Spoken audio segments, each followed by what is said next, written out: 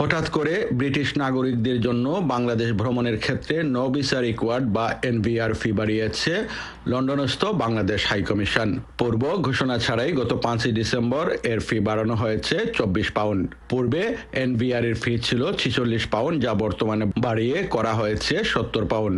বাংলাদেশ হাইকমিশনের এই সিদ্ধান্তকে মেনে নিতে পারছেন না ব্রিটিশ বাংলাদেশি নাগরিকরা। হাইকমিশন জিনিসটা আবার বিবেচনা করবেন এবং বিবেচনা করে আগে যে 46 পাউন্ড ছিল নো ভিসা ফি সেটা আরো কমাবেন।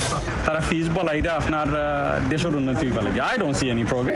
6 মাস থেকে 1 বছর আগে নোটিশ দিতে হয়, একদিনের নোটিশও দেওয়া হয় নাই।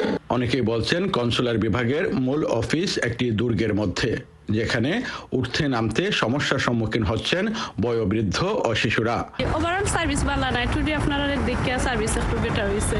কোনো নাই মেনটেন ম্যানেজমেন্ট নাই, মানে যে থাকলো আর যে যাইতে পারে গেল।